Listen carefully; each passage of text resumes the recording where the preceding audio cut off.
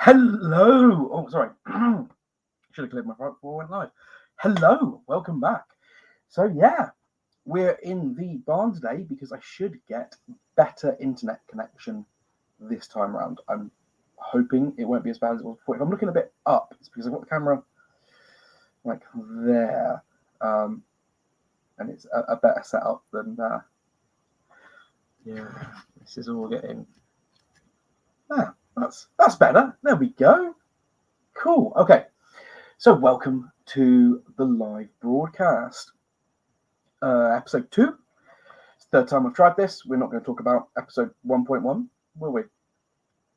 We have a few things to talk about, and just wanted to check in and see how you're doing. I've got a bag of goodies of things that I'm going to kind of open up. I picked up this morning from doing some bits and pieces, and it'll help me to talk to you about what we do, how we do it. Also got wobbling the camera. I apologise. Also got some questions sent in by Ross, who is a friend of the CIC, someone that I've known for a few years now. And yeah, hopefully that will help you to get to know me a bit better and what we do. So I will try my hardest to put timestamps in on the YouTube videos. If you're watching this back, I can kind of go, at this point I talk about this. So first thing I'm going to do is go into my bag and see what we've got in here. I have picked up some fresh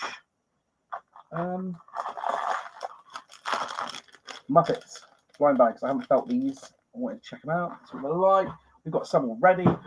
Don't forget, when we do our Lego days, we have our trading station open. So if you've got doubles and you want to trade what you've got a double of for something that we've got a double of, bring it along. As long as everything's there, it's all good. So we're going to open up. We've got 6 of these to open. I'm missing a few, and we'll figure out what we want. Okay.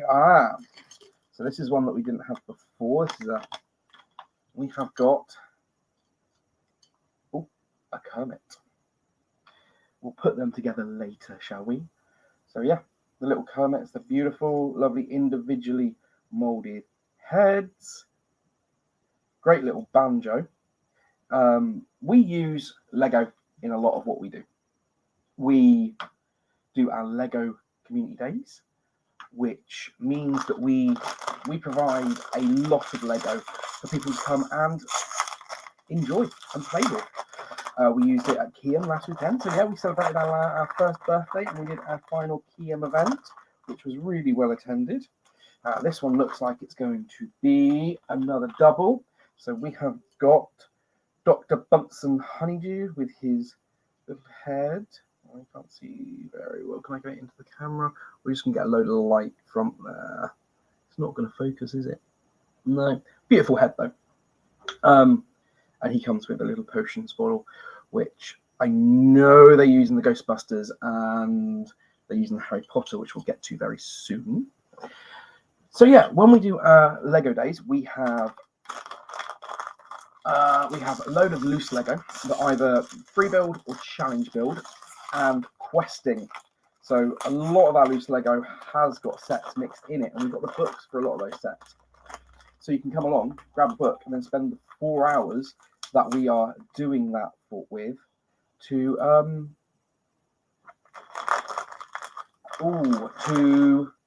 quest. I'm trying to keep an eye on questions and things like that.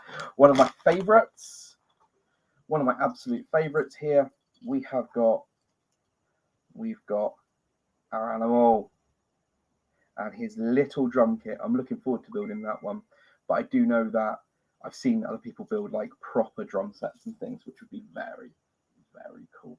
I'm not going to sit here and build Lego figures at you, but maybe I'll put a post up later on the Facebook page. Don't forget, if you want to follow us, we are on Facebook. That's where we do most of our stuff. We're working on updating our YouTube, our website, which I would really like to get up and running properly. I've got someone who's volunteering to help with that. It's another one that we needed. We're getting really close to finishing the entire set, and we've got a Gonzo. Love Gonzo. Yeah, I identify a lot with Gonzo. It says something about me, I suppose. And he comes with a Very nice little chicken. Very nice. Someone spent a lot of energy working on that chicken, and I appreciate that a lot. Camilla, that's the chicken's name. See, I know my Muppets. I'm a big fan of the Electric Light Orchestra. No, I am. But Dr. Tooth and Electric Mayhem, that's the band that Animal Face drums for. So yeah, with questing so you can try and dig through the over 200 litres of Lego and finish sets. We also have over 30. I'm erring again. This is something that I need to work on and stop doing. We have over 30 sets of Lego, which we provide in boxes with the instructions and hopefully all the bits, but we're on hand to kind of dig through the loose Lego and figure out where it is and what we've got, and hopefully we can replace it. If not, we will order them online and get replacements for them. So yeah, for those days, another member of Electric Mayhem, we have got, the name is escaping me, Janice, obviously based off Janis Joplin, because Jim Henson loved that kind of music. Okay, we've got one more pack to open. So far we've got Kermit that we needed, we've got Animal that we needed, we've got Gonzo that we needed, and then we've got another trade for Janice and Dr. Bunsen Honeydew. I think really we just need one of the old men, and I can never remember which one's Statler and which one's Waldorf, and we need Ralph. We need Ralph, which shouldn't be too hard to kind of feel, because he's got that big statue, hasn't he? But we'll see. So what do we get? Oh, Statler or Waldorf, and I can't remember if we've got this one. I think we have this one already because he has the laptop. So we have a spare of him. He has a laptop with him. So these are all up for trade, 1 for 1. All the bits are there, and we just expect people to bring in the spare bits with them. And then, yeah, it's just a continuous update of Lego pieces. We also use Lego. I'm going to fall over and fall on the bin in a second, so I'm not going to do that. And I keep wobbling the camera. I do apologise. So this setup needs to be changed. We're growing organically as a weekly video. Yeah, we'll see how things go.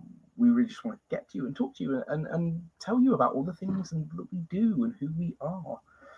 We, obviously, are character creation role playing. We are a CIC, which means that we're kind of cross between a charity and a limited company. We do a lot of educational style activities using things like Dungeons and Dragons. We also do a lot of community building, and we get out there and have fun and get to play D&D for a living. We've got our first booking for a team building exercise coming up in August, so that's something that we do. And yeah, that's really exciting. I'm going to run a game for some adults, and we'll see how bad it gets. I'm a little bit nervous, mainly because the feedback I've been getting is I've been watching some Critical Role, and I'm like, yeah, I'm not Matt Mercer. Do not expect Matt Mercer level of DMing, because that is like top tier. There's a reason why he's got his own show. Or 2? Is it 2 now? Oh, I don't know. I don't keep up with it. It's just I don't have the time and the hours in the day to keep up with that kind of stuff. So what else do we use Lego for? So I use Lego to give the players, when they come to the table, the opportunity to build their character. So if they have something in mind that they can put on paper, that's fine, and it helps them to represent their character from the paper onto the table, or they can build the character at the table and then base what's on their sheet on that. So yeah, we use it for the models and the miniatures, and it means that everyone has their own individual person, rather than the little dolls that I normally use for monsters and things like that. So that's why and how we use Lego. I think it's a really good engagement for kids. It scales up now from very young Duplo-esque up to, well, yeah, whatever age. There is no top limit now with some of the stuff they're coming out with. I've got a Ghostbusters headquarters down here, which is in parts that I need to finish building because I love it. And I do. I find Lego so zen and relaxing.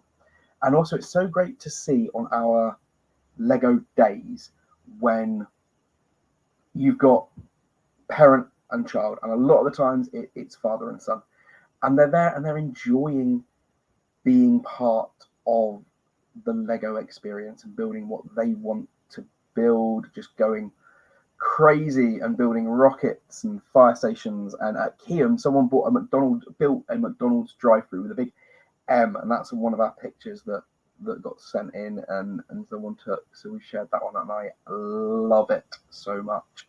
It's just that imagination, and it's brilliant. And it's also, you can get the teamwork going. So you get a bunch of kids together, and they all start working on the same project, and it's great. And we've got pictures from when I first started doing Lego. I ran some young kids sessions, some home ed sessions for them, and we had a day. We had 3 sessions that we were running, but we kept the same park up. So it started off as a park, and then it grew and it grew, and there was a bandstand over there and a set of swings here, and all these people populating it from all the minifigures, and it's just this amazing big thing. And I want to kind of do that again sometime. Yeah.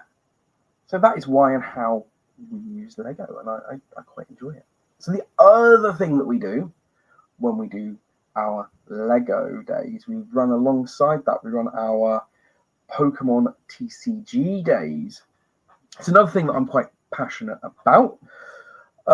Just playing into my geeky wheelhouse. I was never a Pokemon player back in the day. I think I was just that little bit too old when it first came out. I played the games. The games were good, but the cards, when they hit the UK, I was a little bit older than that, and I wasn't that fussed about it. I didn't see how the game worked in there, and none of my friends were playing it. I played a little bit of Magic the Gathering, but only a couple of my friends had that, and it never really hit the table very much. What we had was Star Trek, the collectible card game, and Star Wars. They were both made by Decipher at the time, and there was another one. It was the X-Files collectible card game. And like a lot of people during lockdown, I got back into those things and I dug out my old cards that I'm so grateful I didn't get rid of at the time. Started recollecting, managed to get some booster packs. I've done some pack openings. I've got some put to one side. Yeah, there's only a limited amount of these things left now. And some of the sets are harder to get, obviously, and they cost more money. And some of the cards were going for silly money. But I think the market might have stabilized a little bit now, but it's a lot more than it was pre-lockdown. So we're moving on to Pokemon TCG. We run the Pokemon TCG on first and third Saturday of the month from the Recenter. We can also offer it at other locations and things like that. So if it's something that you would like to bring as a one-off or as a regular thing, we can offer to help out there. We provide the tools to learn, and I highly recommend, if you want to get a kid who wants to learn the Pokemon TCG, then the Battle Academies are really good if they've got someone to play with. It's a very good kind of grounding and starting area for that, and it's a good starting place. It gives you all the bits and pieces, and all the decks are balanced. Thank you, Ross, saying the angle is better here, so that's good. We like it lower down. Hopefully the quality's better as well than the last video. I'm going to get to your questions very soon, I hope. I just wanted to do a bit of pack opening. I thought putting that stuff at the front would be a good point. So the Battle Academies, and buying decks, and then getting to the point where they're deck building and building from like net decking and seeing what works online and where their decks they can find and what cards they want, and then buying cards individually or trading for specific cards. Because a lot of time when we get our kids turn up and say hi and come to play, they're more there for the trading, because that's what they've done. They don't really play as much, but we do have some really high quality players that come along now, and some of our kids that started off not knowing are now really good. So we encourage them to enter the tournament, and the tournament is awesome.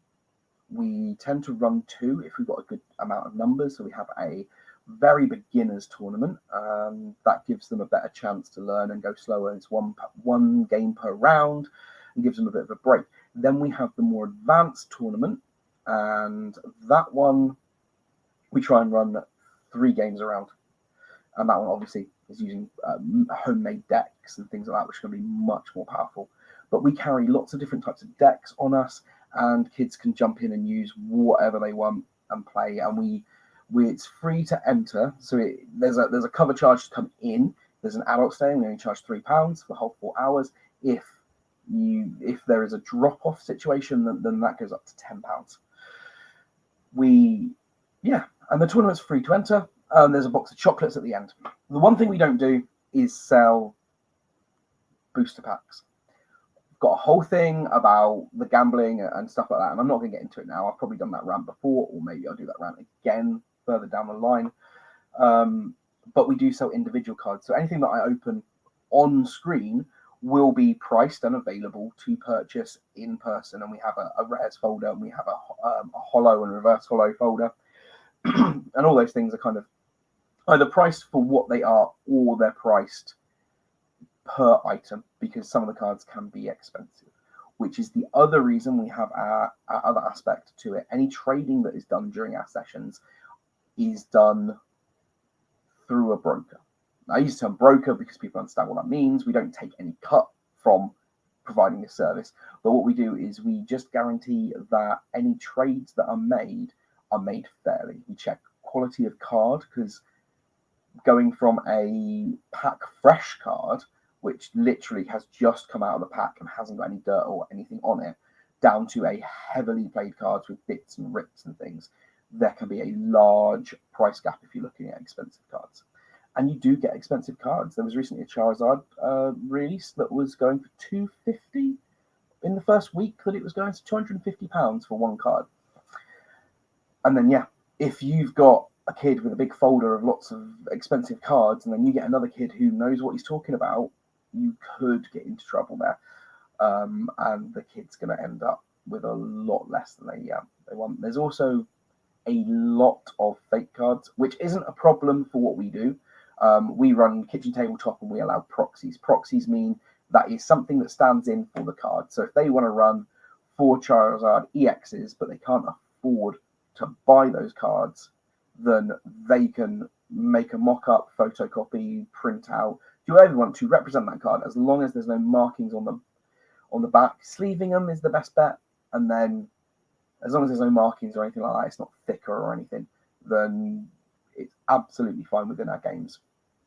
If we start running tournaments where we've got high prize levels, then that might change, but there'd be enough warning for that type of thing. So the whole point of this was because I went in to pick up some other Lego bits today, and I went into Smith's and noticed that they had these. So this is the new Pokemon set. This is the Pokemon Go tie-in set for Pokemon. It's got lots of bits in it, and this is one of the special collection boxes. They've released 4, I believe. Got Team Instinct, Team Mystic, Team Valor, and there's an Executor one, which is a grass type. So Mystic is the teams are based off of the 3 legendary birds from the first game. And then I thought I would give you a look at what you get in one of these boxes to see if you think it is worth the money. This is, as you can see from Smith's, $32.49. You can probably get that cheaper online. like Magic Madhouse and places like that. Don't worry, it's not real ale. It is tea. It's real tea. But so we will open this up. What have we got inside? So it's quite an expensive box. The box has kind of like the raised, there's a word for it, embossed, the Pokemon logo, the Instinct logo is all raised. It's on all the sides. So this, like, you're paying a lot for the box, to be fair. What bits and pieces on the back? We've got, yeah. So what have we got? Team Instinct from Pokemon Go to the Pokemon. Team Instinct from Pokemon Go to the Pokemon TCG. Nothing beats exploring the world with your teammates by your side. Proudly let other trainers know which team you're on with the eye-catching Team Instinct pin in this collection. You'll also find Spark, the leader of Team Instinct, as a playable supporter card that helps you draw cards and get energy into play, as well as a stack of booster packs from the special Pokemon Go expansion. Pokemon TCG Pokemon Go Special Collection Team Instinct includes a full art foil promo card featuring Spark. So for each of the different sets that Valor and you get the different leaders for those groups as a support card, and the green one is an executor. A deluxe pin featuring the Team Instinct emblem, and that is quite a big pin when you consider the other pins that you get with Pokemon. 6 Pokemon Go booster packs, a code card for Pokemon Go TCG Live. Another great way to get kids into learning the rules. Ross has done the research. Magic Madhouse are $32.50 for the team boxes and $21.95 for the Alolan Executor box. So there we go. Thank you, Ross, for man the van, answering the questions for me. It's a good job I don't need to look stuff up. So we're going to open this bad boy up. Anything we pull from here will be for sale. I don't know what the team leaders are going for, so you know what you're getting. If you want them, you can guarantee, so it's not going to be more than £30 for that card. I don't know how much it's going to be. Okay, so yeah, it's a nice box. It's got internal art.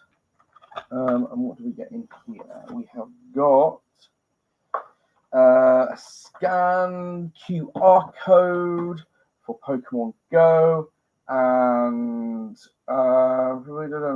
the back of this one says each code printed on this card will unlock a reward in Pokemon Go. For details about the available rewards, please visit. Oh, so there are 1, 2, 3, 4, 5, 6, 7, 8 codes on the back of here, which I'm gonna add to my Pokemon Go because I need to get past level 42. I've been level 42 for months and months and months now. Must be redeemed for July the 1st, 2023. And then, yeah, it's a big advert for Pokemon Go, which is the point. It's trying to get the crossover of Pokemon Go and the Pokemon TCG players, trying to get that Venn diagram to happen. They've done it because this is Wizards of the Coast, who make the Pokemon TCG. I am pretty convinced. But it hasn't got their branding all over it. So we'll double check that in a second. But they did this recently with Dungeons and Dragons and Magic the Gathering. So they tied D&D and Magic the Gathering up together and released 2 sets so far of Magic the Gathering, or D&D Magic the Gathering cards. So, okay, we have got, we've got a cover over the top of that. There we are. Right, we've got a Spark trainer card, which looks absolutely gorgeous, and I can't figure out how to get to it. There's a lot of packaging and a lot of plastic in this. They've gone out of their way to make nice packaging, but is that a detriment? So what does Spark do? Spark, draw 2 cards. I'm about to be invaded by children. I do apologise. Charlie, you okay? I am live though, Charlie, okay? So I am working. All right. Draw 2 cards. If you draw any cards in this way, flip a coin. If heads, attach a electric energy. This is Cobalt number 2. That's yes, just hiding behind me in the background. Electric energy from your discard pile to one of your benched Pokemon. So yeah, that's quite a nice card. It's a promo number. Yeah, it's all right. And I'm sure the Mystic and the Valor ones pretty much do exactly the same thing, I would have thought. All right. So the pin I was trying to get to, same quality as all the other pins, fairly high quality. This will be going onto my lab coat. Yeah, it's nice.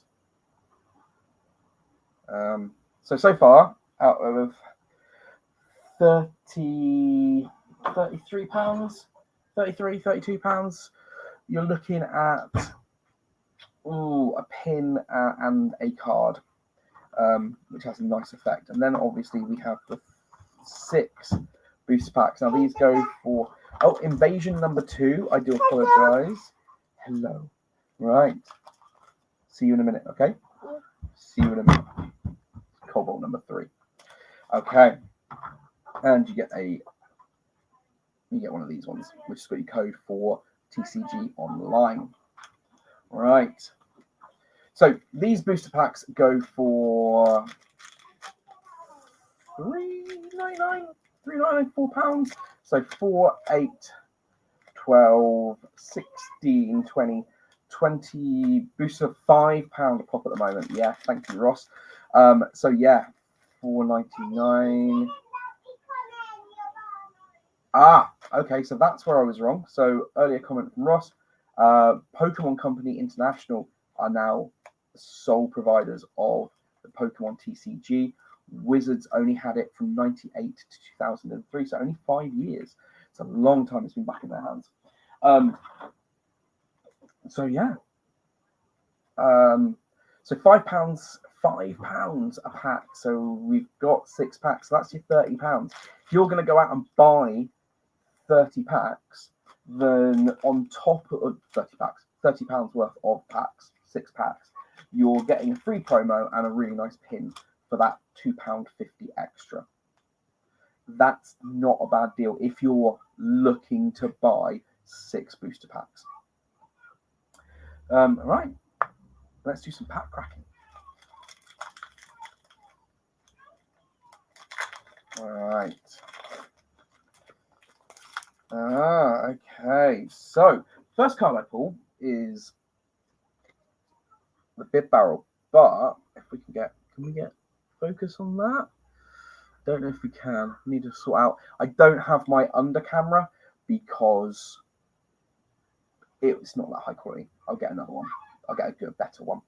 And it's got the Schmeagle popping up into frame. So when you're in Pokemon Go, when you take a picture of a Pokemon, sometimes he pops up and turns up as an extra rare spawn. And we get a foil. We get a foil Xantu, and we get that's hollow. Sorry, hollow or reverse hollow Xantu, and a hollow rare Melmetal. And our codes, which we give away our codes for our days. Yeah, okay. So nothing overly special there. Let's see if we can pull something full art, something shiny, or a ditto, because they are pretty awesome.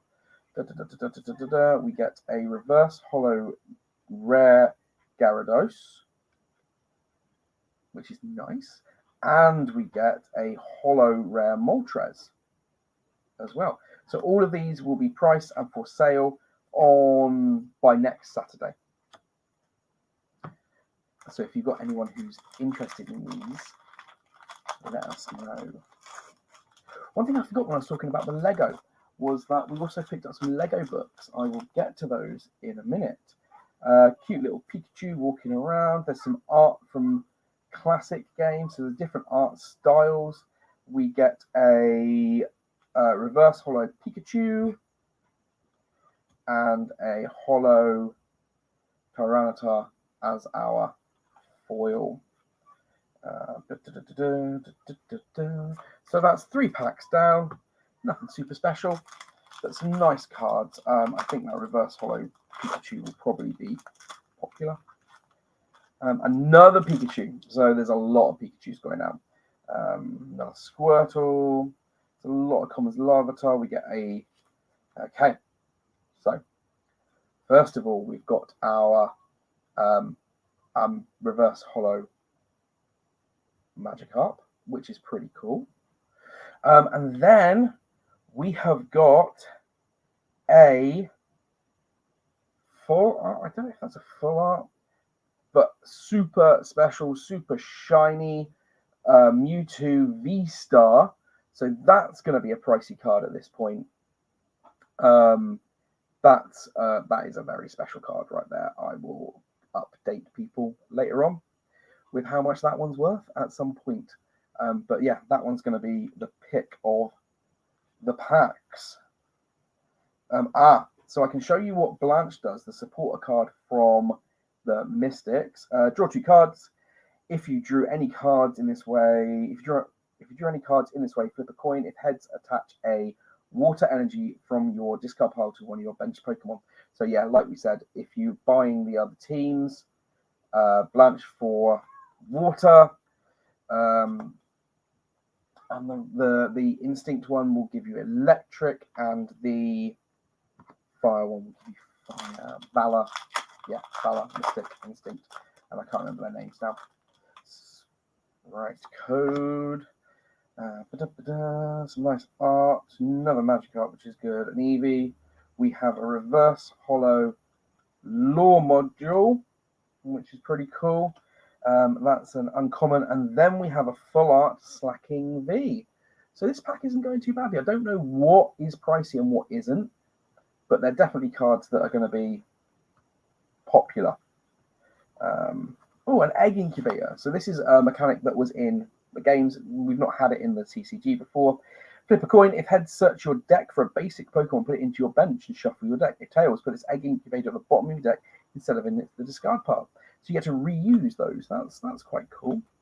That's a nice way of searching for a basic. I might start using those in my Eevee deck. And then the last pack. So we've had some really good pulls with the Slacking V and the Mewtwo V-Star. The Slacking V is 230 health. So we're going straight for a reverse holo Slowpoke. And we have a holo Sylveon. And that's your Eevee evolution there for your Sylveon. That might end up in my Eevee deck. We shall see. But they'll all be for sale. Oh, we got a lure module as well on the V-Star cards. They're always useful. Code. So what do the Pokestop trainer item do? It's a stadium card. Once during each player's turn, that player may discard 3 cards from the top of the deck. If the player discards any item cards in this way, they'll put those item cards into their hand. Oh, I can see a lot of game mechanics firing off that. That is something you can build a deck around if you can get that stadium out. Yeah, item-based deck. Oh, it's got me thinking now. I like that. So yeah, all of these, the rares, will be up for sale. Commons and uncommons we kind of just give away. So if anyone's looking for anything, commons or uncommons wise, from that set, let us know. They will be there and available next Saturday. This Saturday we've got the Community Games Day. So I won't spend a lot of time on these, but if you're into Lego, Poundland have at the moment some offer or some books in at the moment. I've said twice. So we've got some smaller books and we've got some larger books, and they all come with minifigures. So that I think is a dressed up Harry. We've got a Lucius Malfoy minifigure. These are all going to go for being used in our building figures. And they've also got some Star Wars ones. So they didn't have much of a selection left, but I was talking to the staff today at the one by Smith's in Plymouth, And they said they sold really, really well, and they would definitely like to get some more in, but they don't know what's going on with anything. And I can guess with a business like Poundland, you get what you're given a lot of the time. So yeah, the ones that they had left that I was able to get, I managed to get a Ron and a what's his mate called that can turn into a dog? Sirius Black. That's it. So if you like your Harry Potter, they are £2 a pop. The bigger ones are £3 a pop.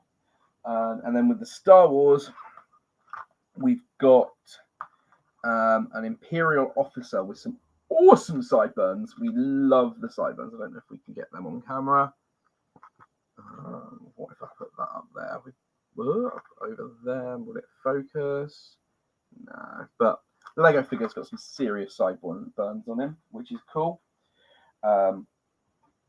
We've got a Death Star Trooper. Nice Death Star Trooper helmet. And we have Biggs Darklighter. Yeah. So awesome moustache on Biggs as ever.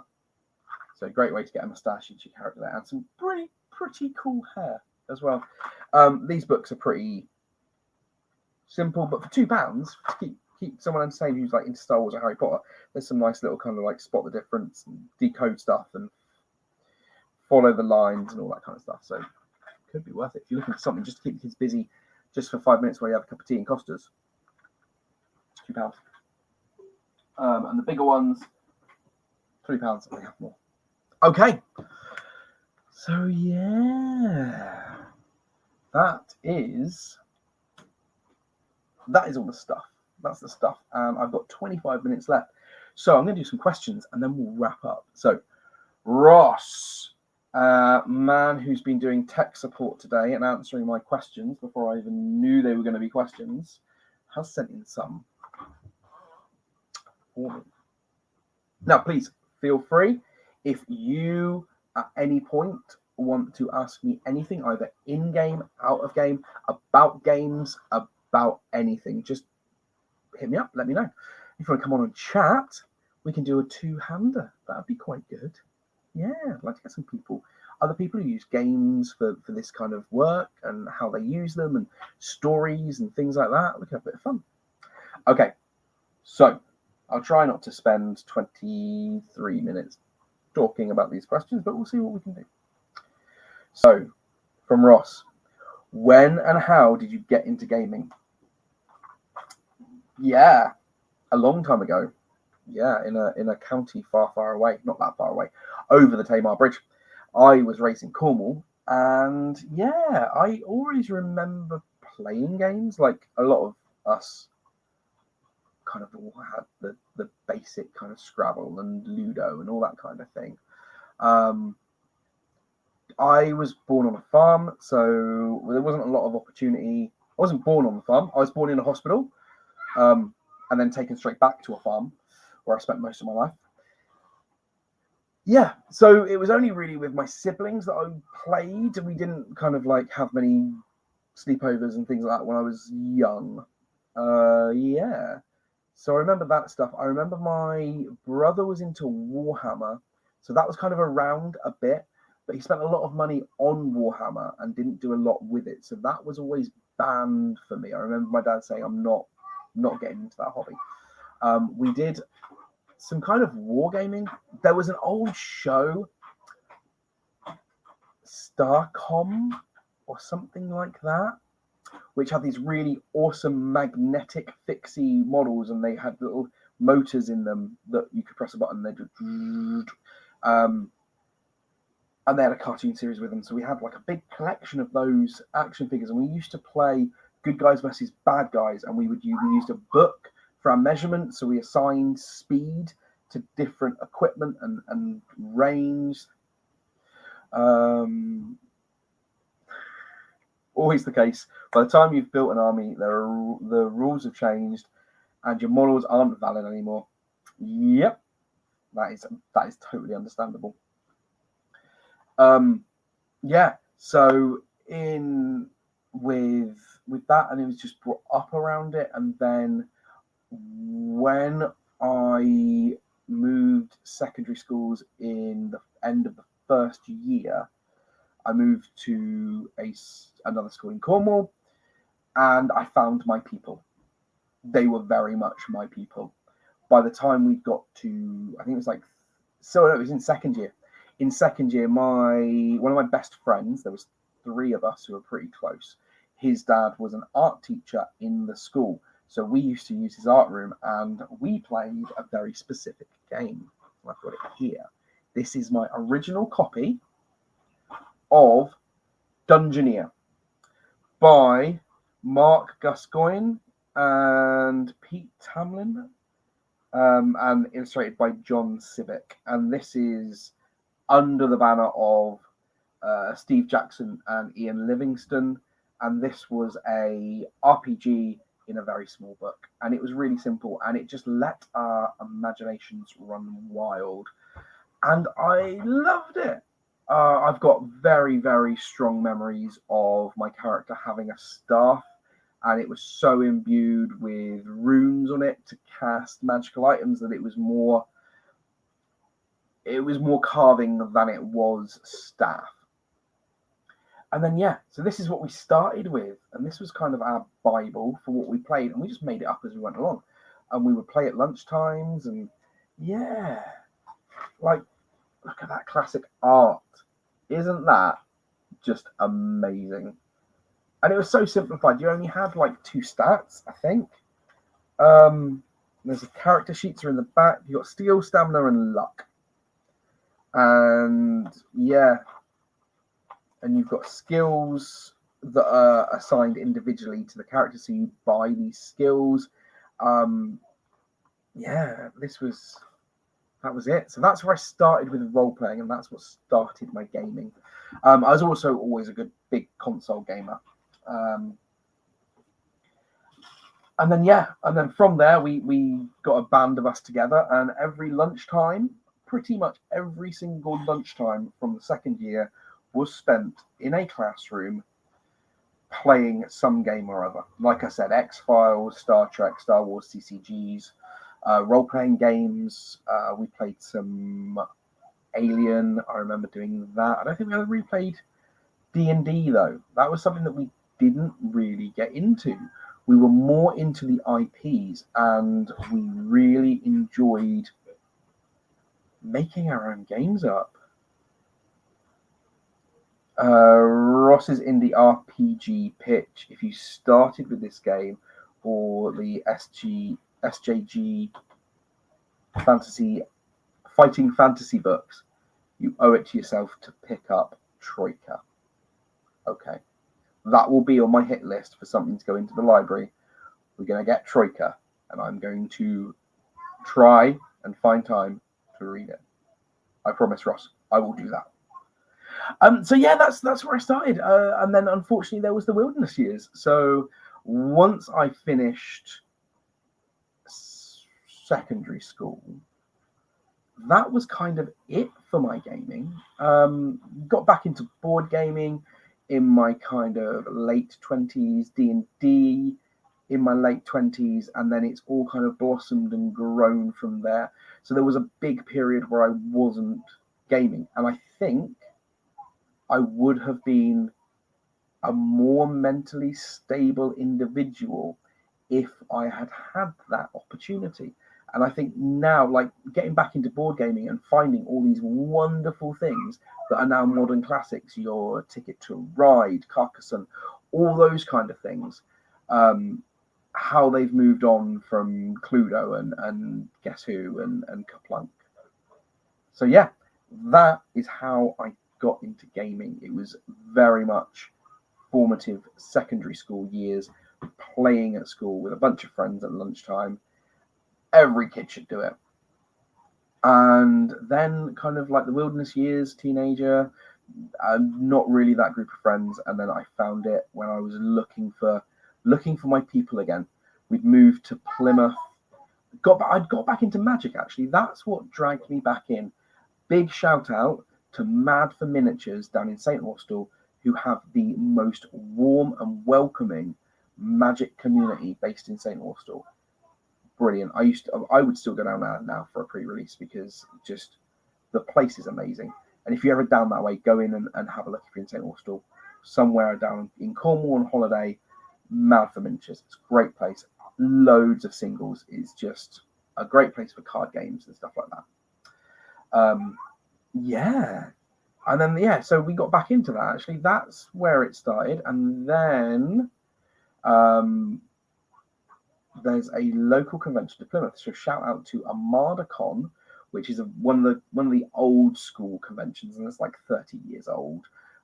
Still going strong with like original attendees and stuff like that. And then that was kind of my like yearly RPG fix for a couple of years, and I was like, I want more, I need more. And then okay, so we'll save where I was going with that for a question further down the line. Okay, so question 2 from Ross. Do you have a preferred character class / type? Oh yes, I do. I play me in games. The one piece of advice that I've taken for creating a good character is from my favorite wrestler, Mick Foley, in one of his amazing autobiographies, self-written properly, not like ghostwritten or anything like that. And he says the best way to make a villain for any character is just to take an aspect of yourself and just blow it out of proportion. So all of my characters tend to be me, but on a weird side. My preferred class and type is healer utility. I like to be the person at the back who's buffing everyone else and making sure everyone's having a good time. So doesn't that say a lot about me as a human being? That's who I play. I play the cleric or the bard or something along those lines where I can go, you're better now. You're good. You're even better, and I can help. Yes. So yeah, I'm the utility guy. I'm the guy who makes everyone do cool things. Which is in contrast to my favorite character. So I have a character which was born from a game of World of Darkness. He is a free spirit, open to any ideas and things like that. And he is called Rowan Moondove. And he is the person that I wish I could be without any of my inhibitions and just get out there and just be with people and be able to converse and talk and stuff like that. He was born in Scion, which is a world of, well, it's a... it's not World of Darkness. It was in between first and second edition World of Darkness that they brought out Scion, and he's a son of one of the love gods, and he was born in a hippie commune and named Rowan Moondove, and he was an archer and all those cool groovy things. But every time I play a game and there's an opportunity for me to bring in Rowan Moondove and it just within that game, then I will do that. And I'm actually going to sit down very shortly and make a half-elf rogue ranger fighter something. Half-elf monk. That's what I was going to build in 5th edition. Half-elf monk called Rowan Moondove to play in my weekly game, which is run by one of the directors and mums and long-time supporters of Character Creations, Kath. She's learning to play and she's running a game for the adults. So yeah, I'm going to build Rowan Moondove as a half-elf monk, and he's going to be fantastic and fabulous. Okay, question number 3. What's your favorite dice type? Okay, so I'm interpreting this question as the systems for rolling dice, not just the dice itself, but for home defense, D4s. If you just line any surface below a window or in front of a door with some D4s, you're going to stop any intruders. Hopefully with bare feet, that would be useful. But my favorite dice, I think, is something that uses the D100 system. So things like Call of Cthulhu and stuff like that. Because your skills are based on an incremental kind of like, what out of 100 you've got a chance. If you've got a 50, you've got half and half chance of doing it. If you're 25, it's going to be a bit of a push. And I like that. That just kind of makes sense to me. Oh, I meant what size? Like right. So Ross is saying what size? D6, D8, or D10? Oh, well, I'm going to go D10 then, because we can do the D100 system with it. So I hope that answers. Yeah. Okay. Have you got right? So question number 4: have you had much experience outside of D&D? Yes, we use D&D a lot because it's got name recognition, and people, if they don't even know what it is, they've heard of it before.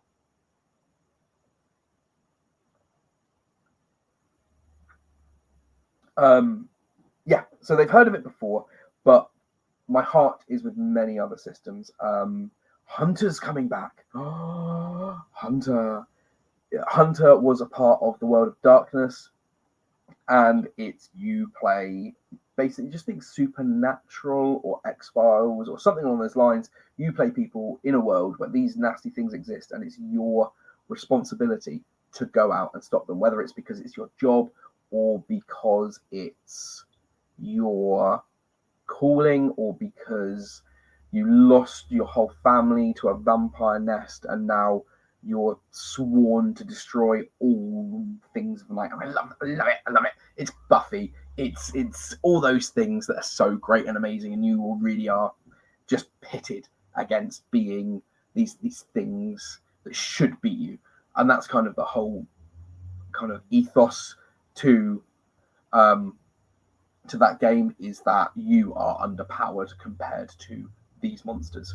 So that's one great game that I've played a little bit. I really want to play in. It's part of free role-playing game day. So I'm hoping I can get out and play a game at one of my local stores. Shout out to the venue. I'm hoping I can get out there, but there's no guarantee on that whatsoever. We'll see.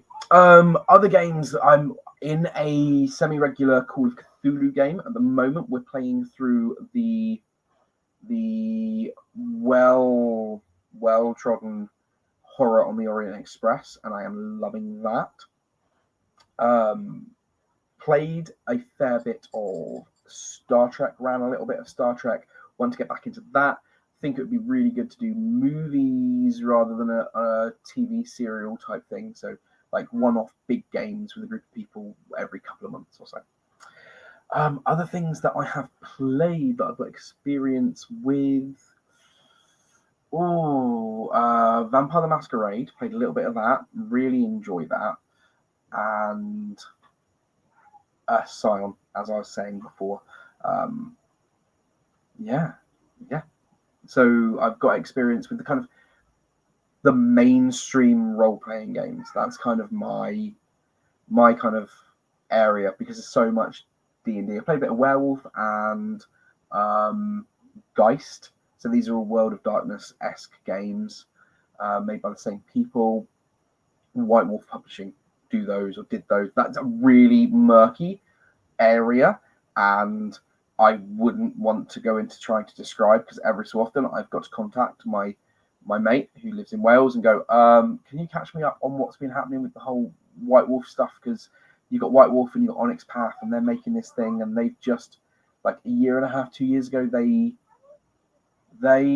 crowdfunded Hunter 2nd edition, but now official White Wolf are coming out with Hunter 5th edition, which will be compatible with Vampire 5th edition. So what's going on there? I don't know. I don't understand it. Blah. And there's Hunter 2nd edition anyway. So yeah, okay, and then on to the last question. So the last question from Ross is, what's the most interesting mechanic in a board game you've played? Okay. So there's probably loads that I can't think of. There's a couple off the top of my head, and 2 of them we played last Saturday. at the Games Day in Kiam. So, first of all, going back to Star Trek, the collectible card game. So it's like Magic. It came out a long time ago. They did one set which had a tie-in game called Tribbles, and you could purchase the booster packs, like you purchase the Pokemon booster packs, and inside you would get extra cards. Now, some of those cards could be added to the Tribbles pre-made decks that are in the box. It's a card game. I mean, class it as a board game, but I'm happy if people want to disagree with me on that. So you can build your own deck. So I like deck building-y type stuff, but it's not. Yeah, I don't know if it would be classed more of a CCG once you do that, but don't know. So that's one. I like that mechanic of making your deck the way you want it to do. So those things can be seen in deck building games like Dominion, and there's one system that does a lot of that, and they've got lots of different IPs. They've got the Alien IP and a couple of others. I can't think of what that's called right now. Was it Legacy? No, Legacy games are the ones that. Oh, that's another mechanic that I like. I really like Legacy game mechanics. So Legacy game is where you play it once, and then the results from how you played affect the next time that you play. And it's only got a limited lifespan, and you're expected to tear up cards and put stickers in books and all these kind of things. And I really like that. We've got a copy of Pandemic Legacy that we're just waiting for the right group of people that we know are going to be committed to sit down and play with us. Okay, so the mechanic that I really like is in Wingspan. And Wingspan is a really great game because it's a lot of love from the home ed community. It teaches about birds. Now, the core box is American birds, whereas you can get the expansion for European and Asia's coming out very soon. It's very pretty, really pretty. And there's lots of little tiny mechanics in there that really just kind of fire off. Like if you've got a bird that's a predator, then the size of the birds that it eats can be affected. And you've got where you put things, and you move cards around if it's the right card. And some cards enter the game and do an effect, and that's it for them, but they're worth lots of points. And then other cards are every time you do something. But the mechanic that I really love within this is at the end of each round, you score. And you score by taking one of your action cubes and you place it onto the scoreboard. And there's 4 rounds, I believe. So each time you're making your play area bigger with things that are happening, you're then losing a cube. So by the time you get to the 4th round, you actually have 3 less actions to do. So even though things are getting more complicated and taking longer to do, it takes about the same time each round. So I really like that, and it speeds it up. So you kind of get into it and speed it on. But lastly, the other most interesting mechanic in a board game that I can think of is the traitor mechanic. Mainly because I can't do it. Anything where you've got to keep a secret and you've got to